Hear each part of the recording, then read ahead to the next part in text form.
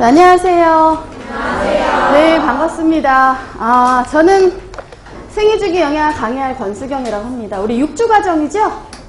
맞나요? 네. 자, 제가 저를 3월 달에 이론반에 보신 분들도 많으실 테고, 네, 처음 보는 분들도 많으실 텐데, 이제 시험을 본격적으로 준비를 해야 되잖아요?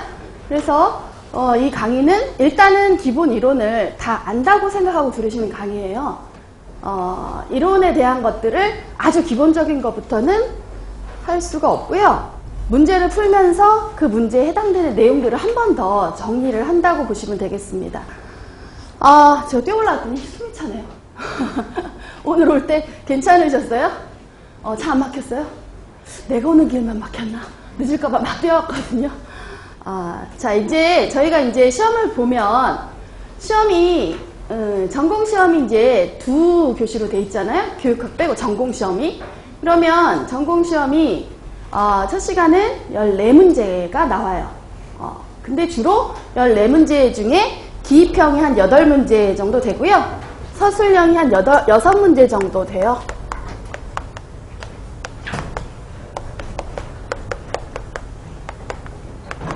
그럼 이제 14문제 되겠죠? 배점은 40점 해갖고 90분 동안 봅니다. 전공 과목 다 나는데 그 중에 한 25%에서 35% 정도는 사실 영양교육 문제가 나요. 그러니까 다른 과목보다 조금 한두 문제 정도 더 나는 경향이 있어요. 영양교육이. 예. 자, 그래서 이렇게 되고요. 기입형은 짧게 쓰는 것들을 많이 보셨을 거예요. 괄호 놓기 하고 그 안에 문장을 완성하기 위해서 어떤 단어 하나를 써라 한다든지 완성형이나 아니면 그냥 이러이러한 것은 해갖고 그냥 간단하게 뭐 이렇게 단어 정도로 대답할 수 있는 단답형 그런 것들을 얘기를 합니다. 그래서 그렇게 기입형이 나고요. 그 다음에 이제 서술형은요. 말 그대로 단답형보다 이렇게 한 단어로 쓰는 것보다는 조금 더 조금 심층적인 문제나 조금 상세한 거를 써라라는 이제 문제가 나올 거고요.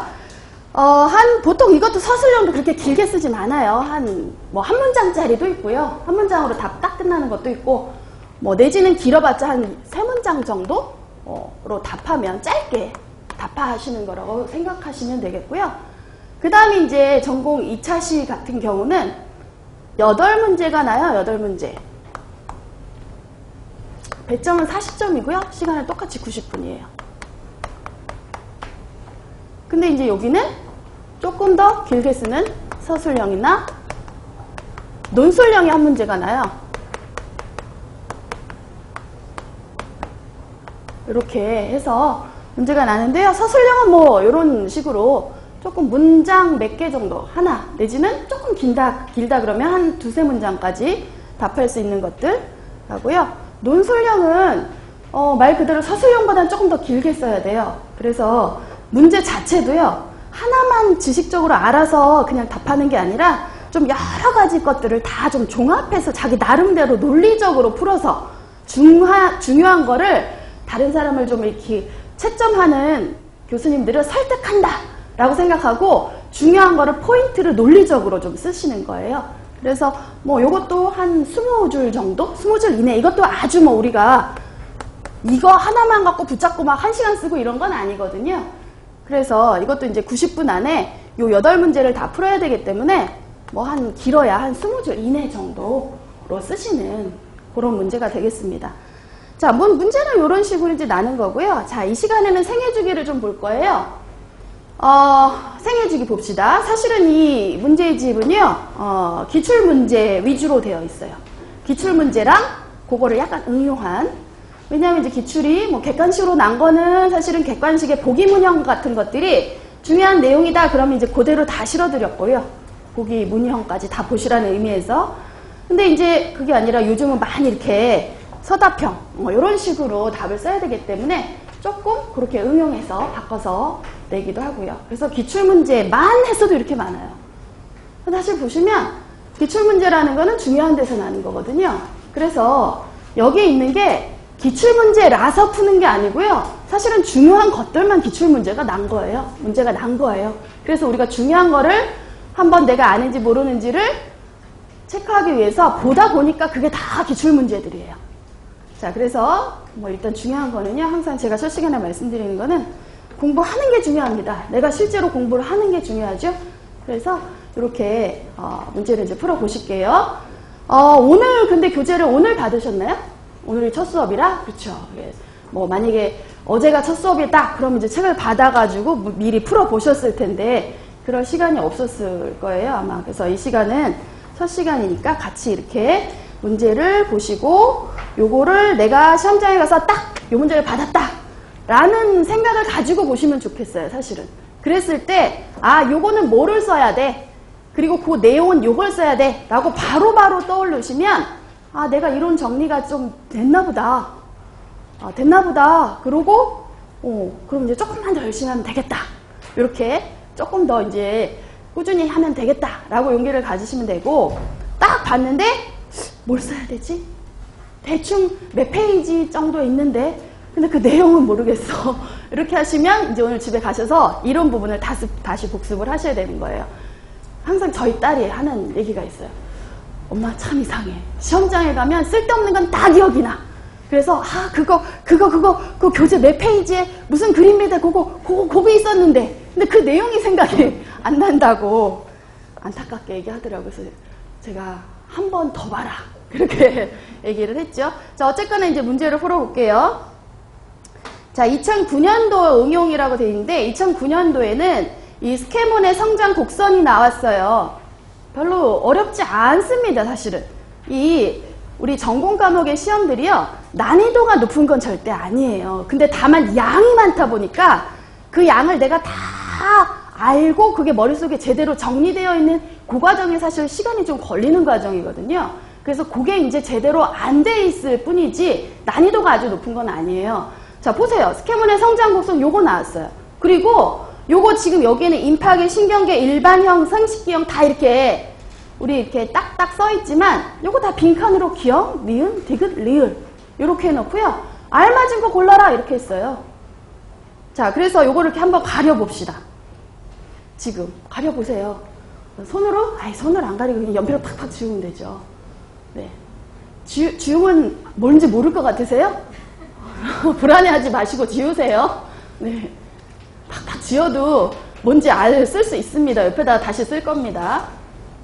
자, 시험장에 가면 이렇게 문제가 났단 말이에요. 자, 그래서 이제 요거 하나하나 위에 거부터 자, 채우는 거예요. 위에로 보니까 위로 제일 삐죽 튀어나온 거 있잖아요. 한 10에서 12세, 한 12세 정도네요. 12세. 12세 정도에 삐죽 올라왔어요. 어느 정도까지? 약 몇 퍼센트? 200%까지. 여기서 말하는 성장률은 이 100이 성인의 치라고 보시면 돼요. 100이. 그랬을 때 보통 다른 기관들은 이 기관의 성장 패턴이잖아요. 다른 기관들은 보시면 성장이 거의 완료되면 거의 100에 가까워져요. 그러니까 성인치까지 되는 거예요. 근데 특이하게도 요 기관들은 거의 한 12세 무렵에 꼭 12세는 아니고요. 사실 10에서 한 12세 정도죠. 12세 무렵에 성인의 거의 2배까지 치솟았다가 그 다음에 이제 12세 이후에 조금 내려가서 100에 또 가까워지는 거예요. 성인에 가까워져요. 굉장히 특징적인 모양을 갖고 있는 게 바로 이게 무슨 형? 임파계형이었죠. 임파계형. 그래서 림프 조직이라든지 뭐 흉선이라든지 이런 것들 주로 면역과 관련되어 있는 조직들이 여기 해당이 많이 돼요. 림프 조직, 흉선, 편도선 이런 데. 자, 그래서 임파계형이라는 거를 알면 그 2009년 시험에는 된 거예요.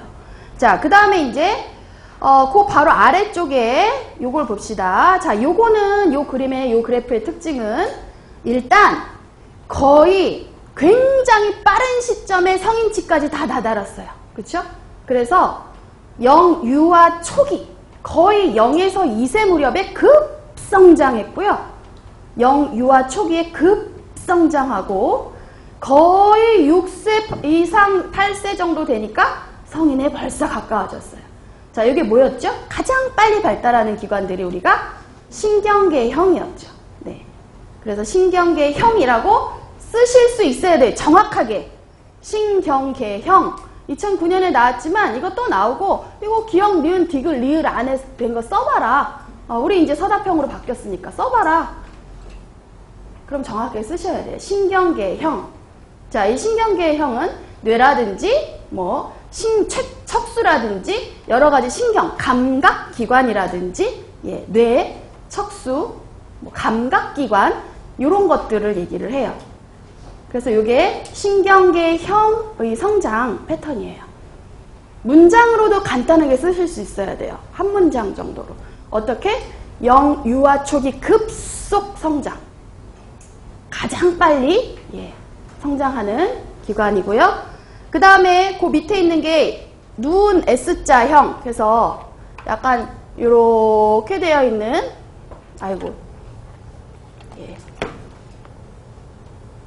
자, 누운 S자형인데 요거는 우리가 일반형이라고 얘기하죠. 보통 그래서 여기 나오는 신경이나 뭐 아니면은 이런 뭐 림프 이런 조직 빼고요. 그냥 보통 다른 기관, 근데 보통 우리가 키나 체중의 성장 패턴도 이런 일반형을 보여요. 그래서 키나 체중이나 다른 전반적인 신체 성장의 패턴이라고 보시면 돼요. 이게 일반형이에요. 그래서 약간 누운 S자인데 특징이 요거를 문장으로 표현하자면 급성장기와 완만한 성장기가 교대로 있어요. 그래서 제1의 급성장기가 영아기, 그리고 유아 아동의 완만한 성장을 계속하다가 또 한 번 제2의 급성장기가 청소년기에 오는 그런 특징이 있어요. 자, 그 다음 이제 맨 밑에 거의 청소년기까지 거의 성장이 없다가 사춘기 이후에 급성장하는 거, 요게 바로 생식기형입니다. 네, 생식기형이에요. 그래서 보통 생식기관들, 뭐 난소, 뭐 자궁, 고환 요런 그런 기관들은 요런 패턴을 보여요. 그래서 모양을 보면 일단 이게 무슨 형인지 정확한 이름을 쓸 수 있어야 되고요.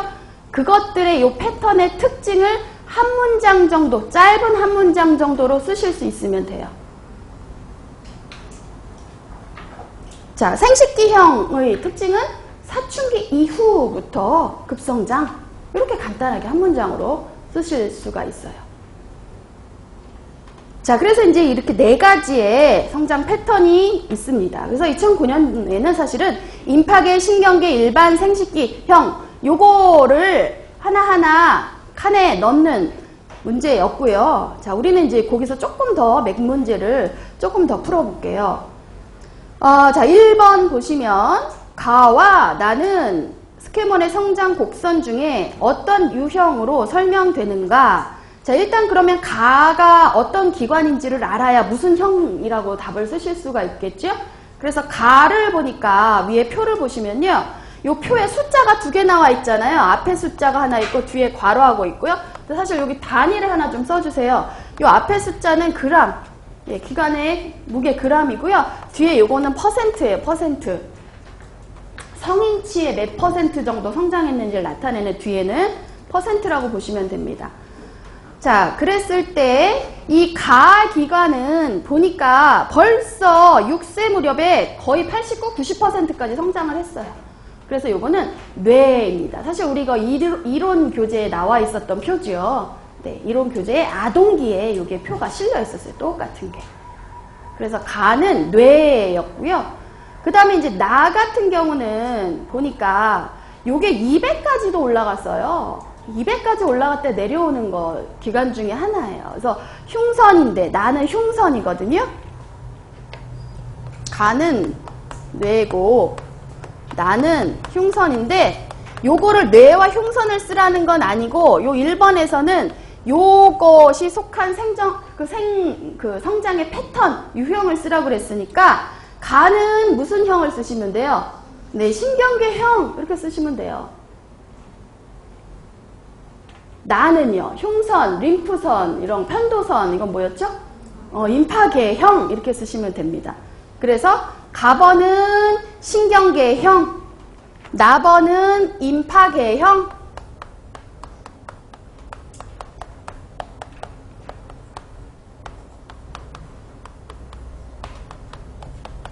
이렇게 써주시면 돼요. 자, 그래서 이렇게 써주시면 되겠고, 그 다음에 2번 문제도 요 표와 그래프를 보고 좀 푸셔야 되는데, 청소년기 흡연의 위험성을 설명해 주는 것은 무엇인가? 자, 흡연하면 사실은 제일 위험하다라고 일단 생각되는 게 뭐예요? 폐예요, 폐. 폐입니다. 그런데 폐를 찾아야 돼요. 그럼 위에 표에서. 그래서 보시면, 폐는 특징이 있죠. 뭐냐면, 신체의 기관 중에 가장 늦게 발달해요. 그래서 우리가 청소년기, 이론의 청소년기에서 사실은 청소년기 흡연의 위험성을 얘기하면서 왜 진짜 더 성인 흡연보다도 더 위험하냐. 왜냐하면 청소년 폐는 성인 폐 기능의 몇 %밖에 아직 발달 안 했어요? 30%밖에. 사실은 보세요. 여기 표를 보시면 사춘기라고 되어 있는 요 시기가 이제 청소년이라고 보시면 되겠죠. 요 사춘기라고 되어 있는 표를 보시면 다른 것들은 사실은 상당히 숫자가 그래도 높아 있어요. 예. 근데 제일 낮은 퍼센트를 갖고 있는 거 있죠?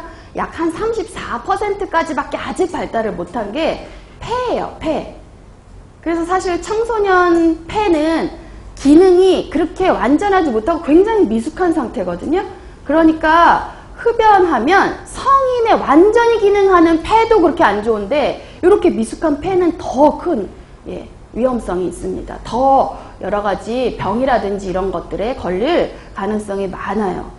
자, 그래서 요게 이제 폐인데요. 그걸 설명해 주는 게 이제 다를 보시면 되겠죠. 다.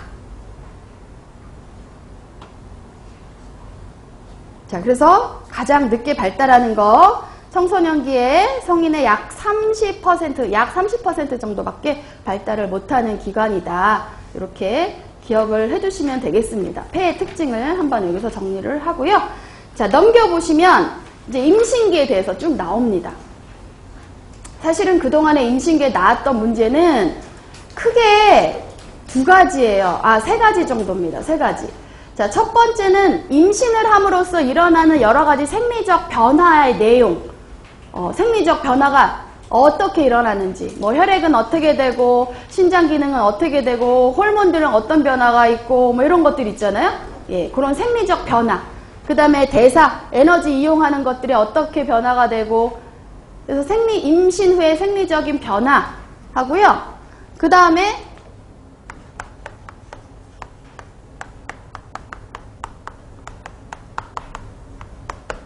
임신했을 때 모체에 의해서 영향을 받는 태아의 여러 가지 증상들. 모체가 예를 들어 알코올 음주했다. 그러면 태아는 알코올 증후군 이런 식으로 모체가 무엇을 했을 때 어떤 영향을 받는지 그리고 그 기전들이 어떻게 되는지 이런 것들을 좀 많이 물어봤었고요.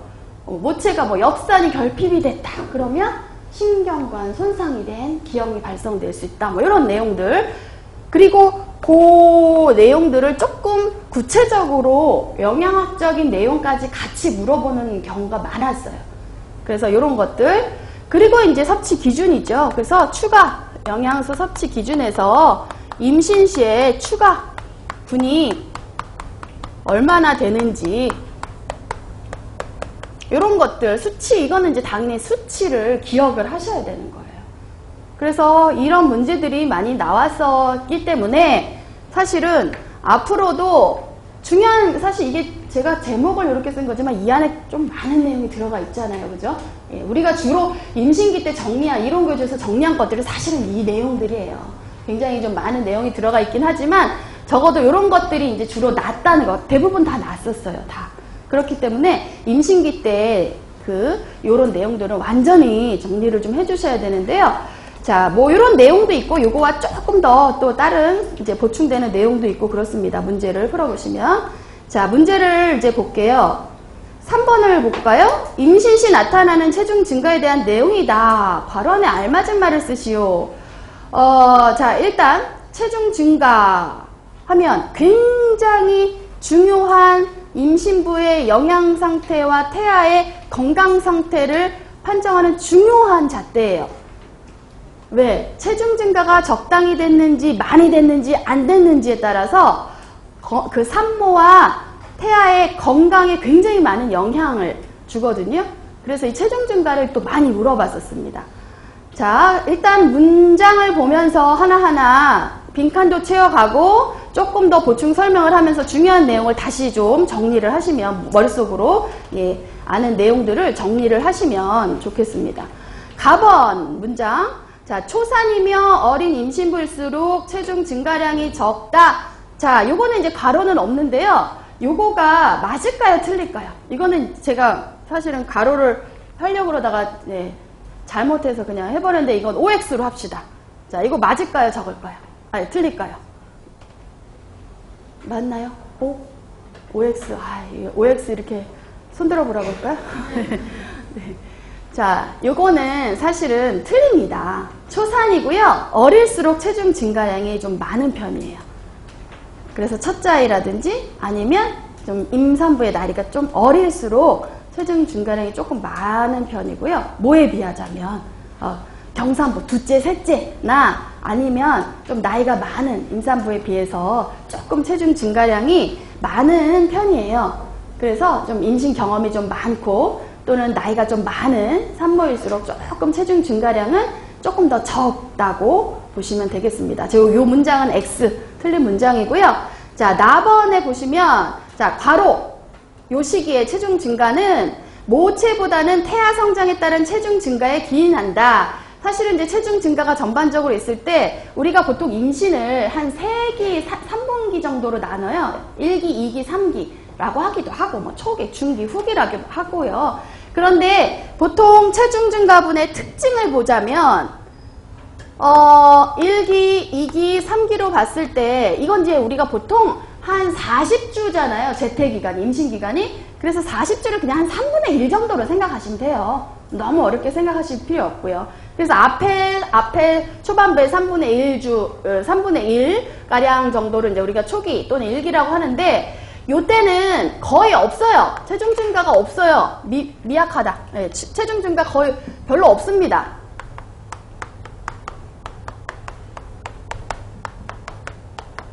별로 없다 라고 생각하시면 되고요.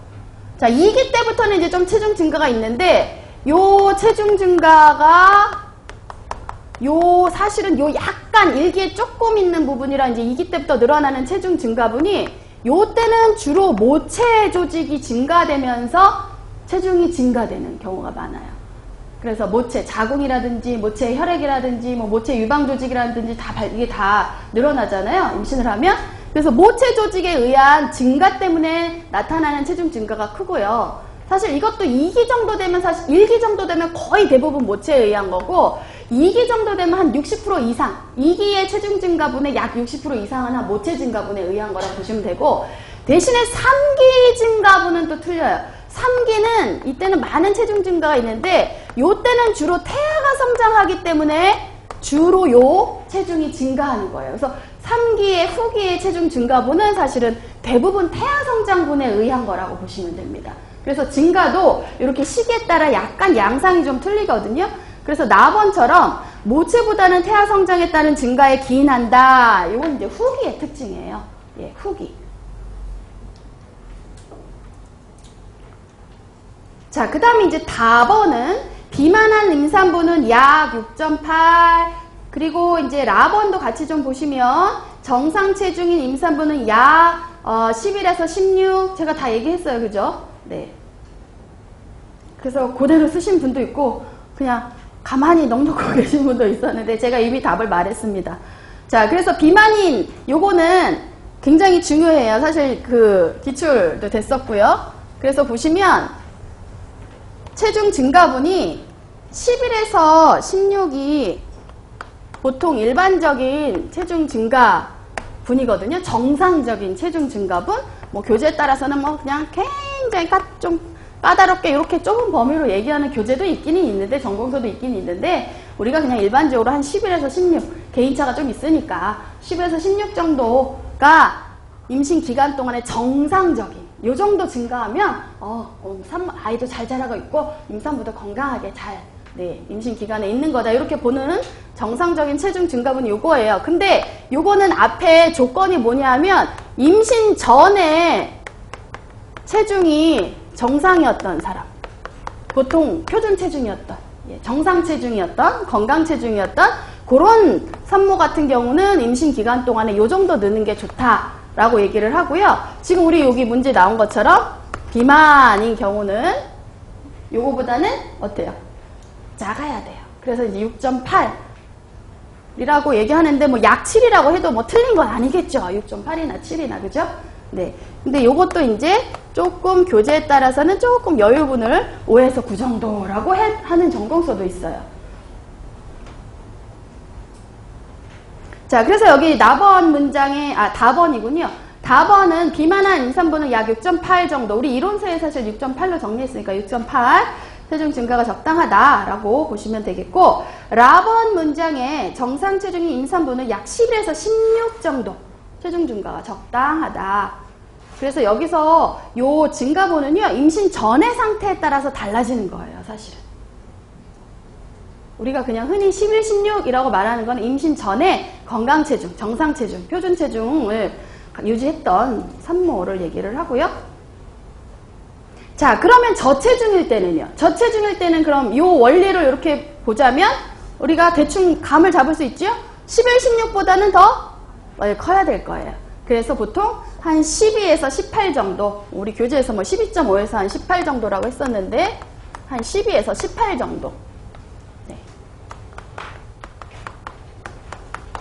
그래서 요것도 원리가 얘를 기준으로 임신 전에 비만이었던 산모는 요거보다 작아야 되고요. 요거보다 이제 임신 전에 저체중이었던 산모는 요거보다는 조금 더 많이 늘어나야지 정상이다, 체중 증가다. 요거를 좀 기억을 해주시면 되겠고요. 이거 말고도 사실 우리가 이제 다태아, 쌍둥이일 경우도 교재에서는 정리를 했었어요. 당연히 많겠죠. 한 명 있을 때도 이 정도인데. 그래서 이제 여러 다태아를 가졌을 때는 뭐 한 16에서 20 이상 이렇게 얘기하기도 하고요. 뭐 교재에 따라서는 전공서에 따라서는 뭐 11에서 25까지도 얘기하는 전공서도 있어요. 그래서 그렇게 보시면 되겠습니다. 자, 마번 볼까요?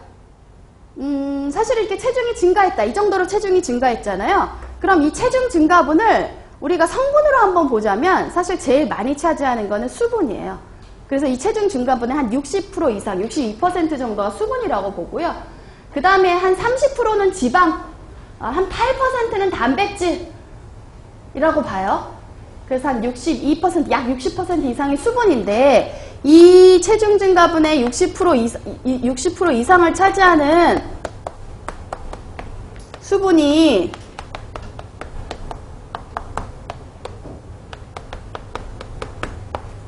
요거를 갖고 이제 여기 문장을 조금 더 깊이 보자면 이 수분 중에서 요 수분 증가량의 대부분은 뭐 때문에 이렇게 수분이 많이 증가한 거냐라고 봤을 때 모체 세포의 외액의 증가에 기인한다고 봅니다. 세포 외액의 증가. 모체예요, 모체. 태아가 아니라요. 모체의 조직의 세포 외액의 증가 때문에 이렇게 많은 수분의 증가가 있었다라고 보고 있어요. 네.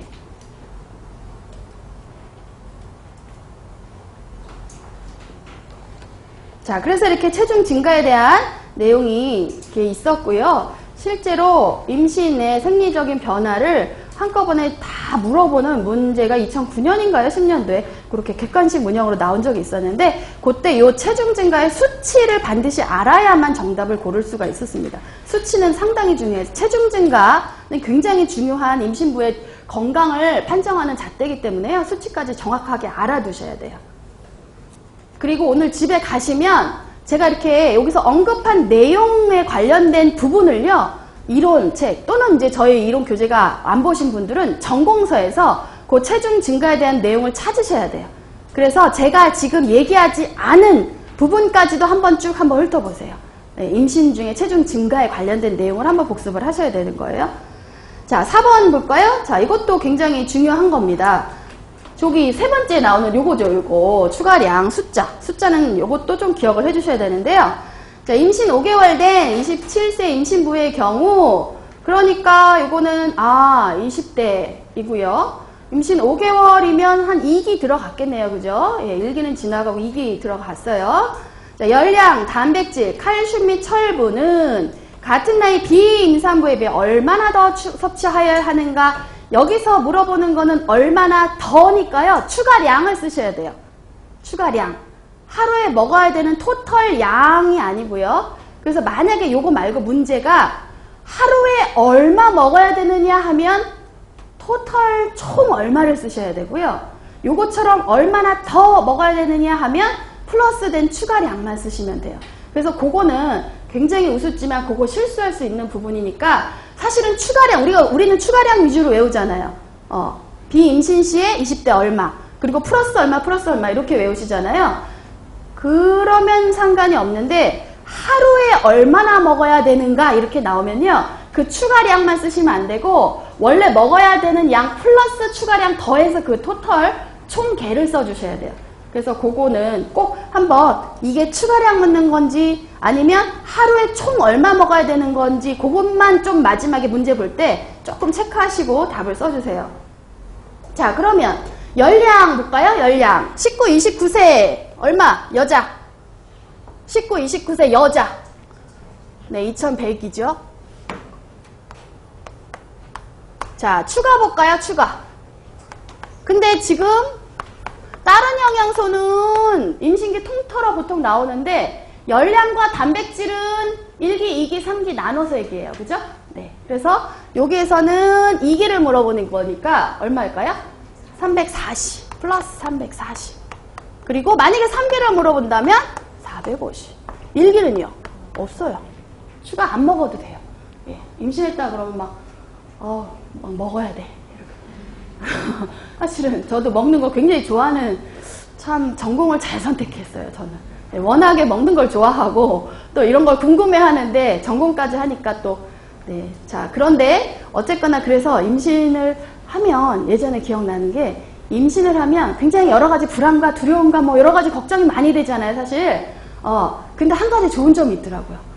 뭔가 내가 마음 놓고 뭔가 먹어도 뭔가 계속 이렇게 먹거나 뭔가 먹고 싶다고 해도 아무도 뭐라고 안 할 것 같은. 네.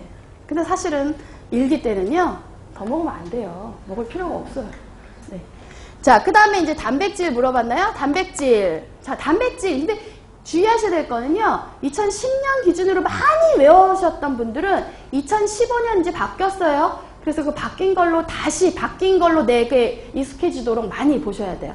자, 단백질 몇 g이죠? 20대는 55예요. 50이 아니고요. 예, 55예요. 55, 20대.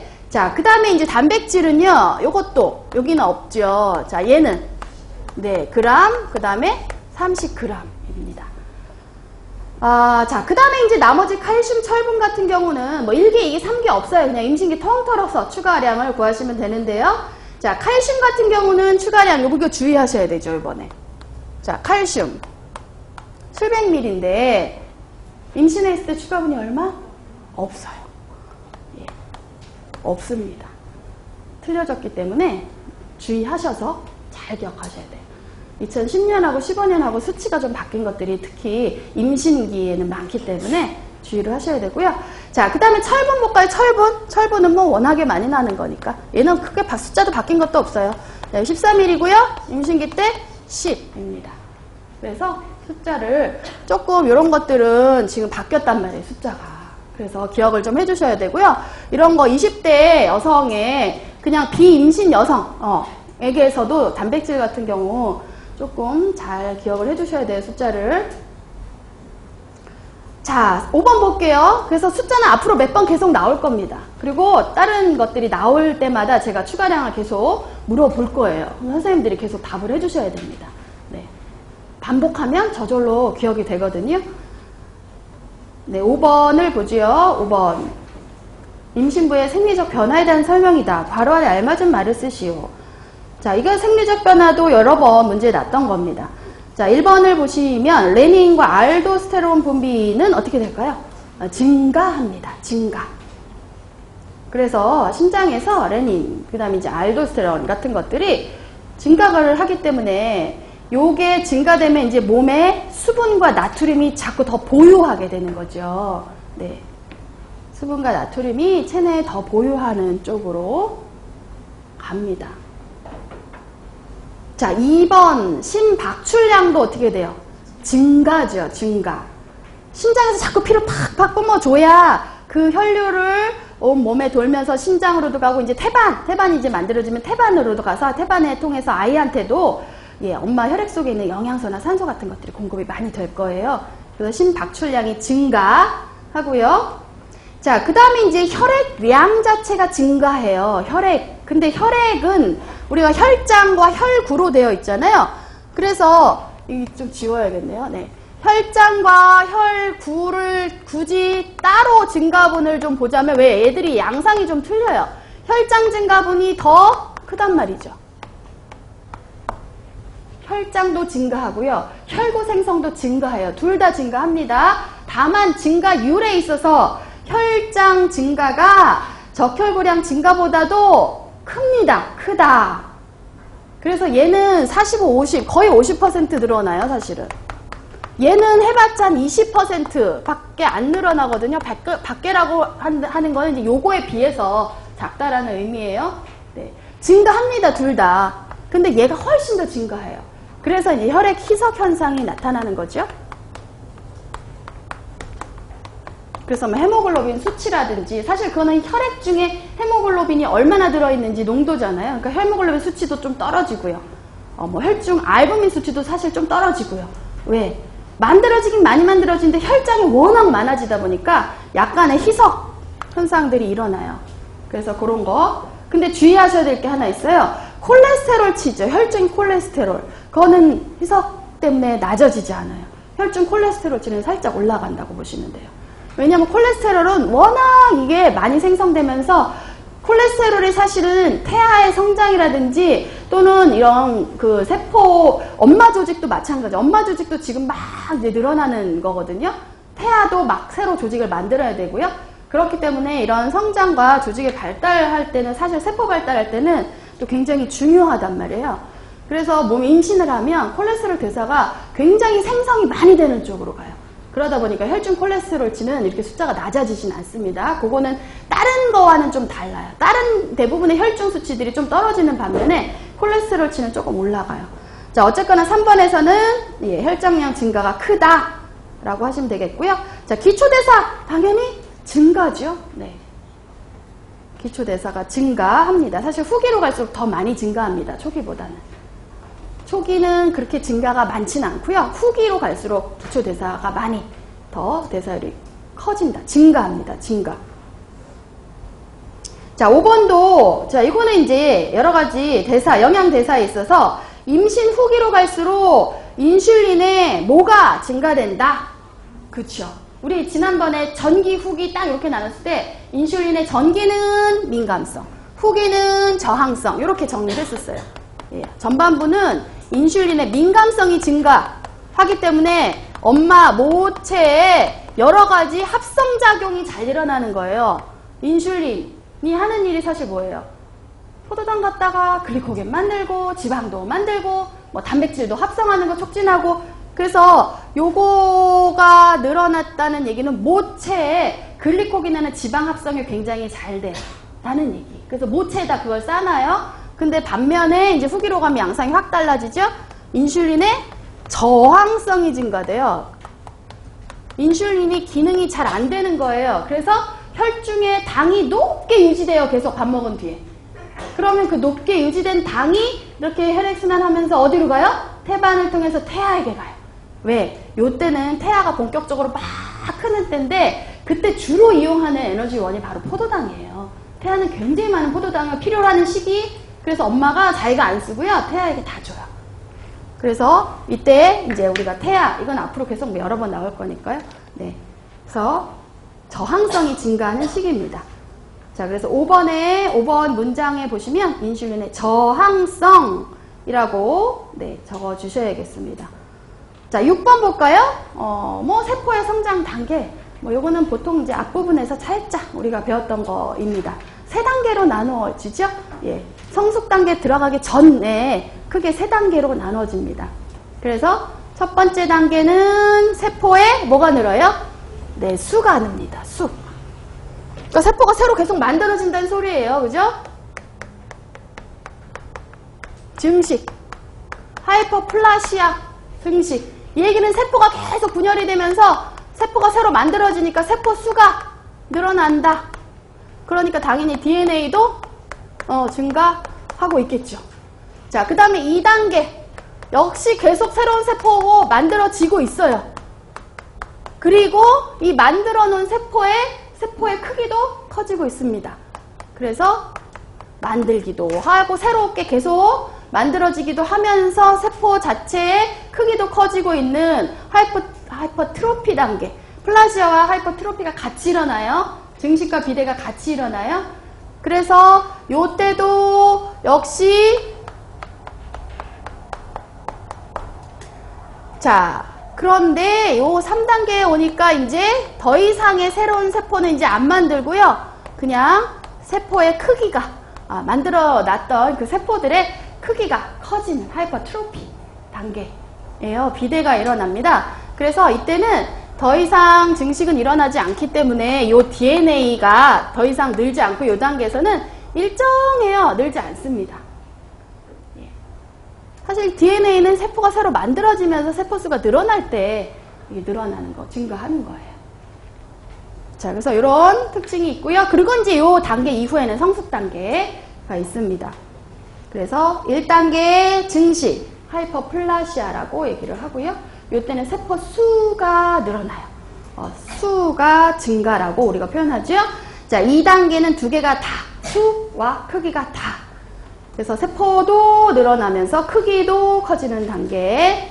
그리고 마지막 3단계는 더 이상 증식이 없기 때문에 이때는 DNA 양은 일정해요. 늘어나지 않습니다. 자, 그래서 이렇게 3단계 뭐 간단하게 이거는 써주시면 되고요. 이렇게 하고 넘어가죠. 자, 7번 볼게요. 다음은 영양 섭취 기준에 대한 설명이다. 보기에 괄호에 해당하는 단어를 쓰시오. 뭐 가장 기본 중에 기본인데 그래도 그냥 한번 정리합시다. 네.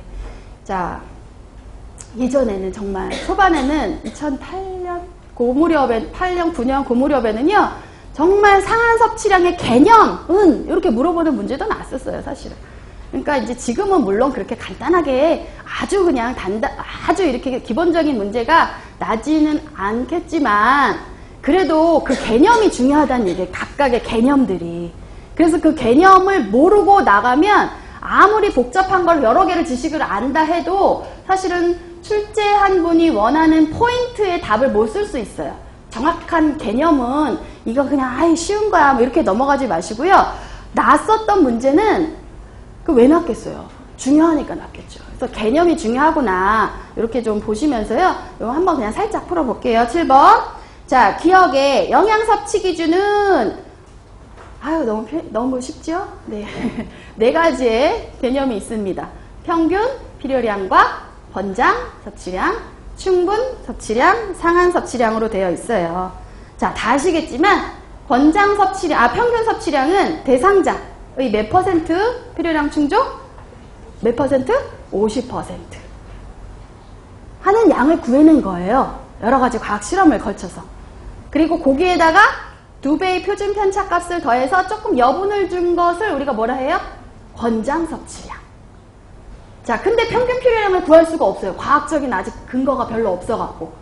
그러면 권장도 못 구해요. 그죠? 평균 필요를 일단 구해놓고 거기다가 숫자를 더해서 만들어내는 게 권장 섭취예요. 근데 이 영양소는 사람들한테 얼마나 먹으면 좋을지 좀 알려주고 싶다. 그럼 이제 우리가 갖다 제시해주는 게 충분 섭취량. 과학적 근거가 없을 때. 그래서 보통 건강한 사람들이 먹는 양을 가져다가 통계 자료라든지 역학 자료를 통해서 이렇게 제시를 해주고요. 그 다음에 이제 상한 섭취량은 유해 영향이 나타나지 않는 최대 섭취 수준. 네, 섭취하는데 요거까지는 최대 유해가 안 나타난다 라고 하는 개념이에요. 그래서 개념은 기본이지만 써라! 그럼 쓰실 수 있어야 되는 거예요. 네. 자, 기억번 그렇게 2개 평균과 충분 써주시면 되겠고요. 자, 니은 요 경우는요, 아무 말이 없지만 성인, 만 19세 이상의 에너지 적정 비율을 써주시면 되겠습니다. 네. 자, 탄수화물은요, 55에서 65. 요것도 주의하셔야 돼요. 2015에서 에너지 적정 비율이 탄수화물이 낮춰졌어요. 상한선이 70이 아니라 65예요. 그래서 탄수화물 55에서 65, 이거 주의하시고요. 그냥, 너무나 55, 70이 너무나 익숙해져 있어갖고, 나도 모르게 막 그렇게 막 이렇게 60이라고 했음에도 불구하고 나도 모르게 60, 50에서 70으로 눈이 가는 경우가 가끔 있을 수 있어요. 자, 그리고 지방은요? 예. 그 5가 어디로 갔겠어요? 그죠? 네, 이쪽 지방으로 갔습니다. 자, 그리고 단백질은 똑같아요. 7에서 20이고요. 자, 근데 여기 영아의 경우는 어때요? 충분 섭취량으로 제시하고 있죠? 에너지 적정 비율이 아니고요. 그래서 우리 에너지 적정 비율 보면 1세 이후 이렇게 나오고요. 3에서 18세, 19세 이상 이렇게 나와요. 1세 밑에는 없습니다. 영아 때는 없어요. 적정 비율이. 자, 그래서 영아의 경우는 충분 섭취량으로 설정해주고 있고요. 탄수화물이나 지방 같은 경우.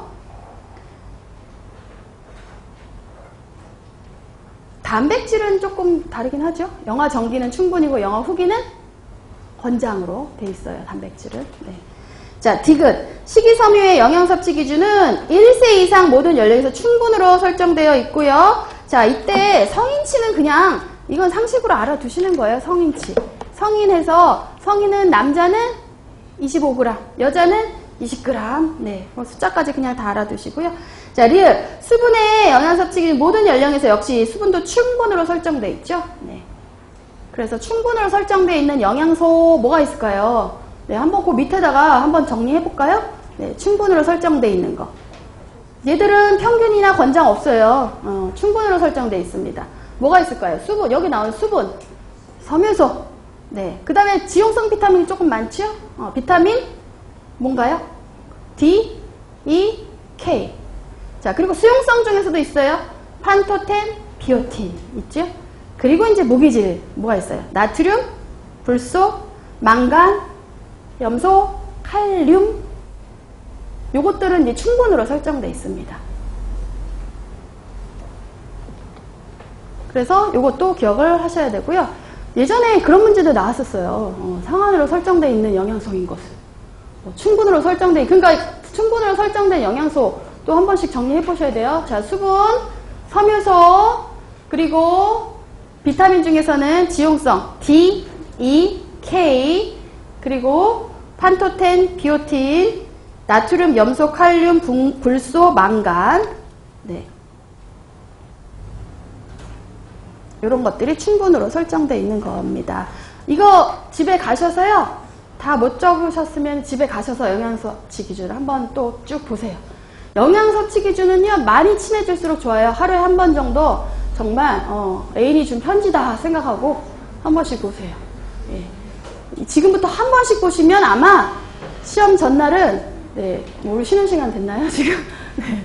시험 전날에 지금부터 이게 농담이 아니고요.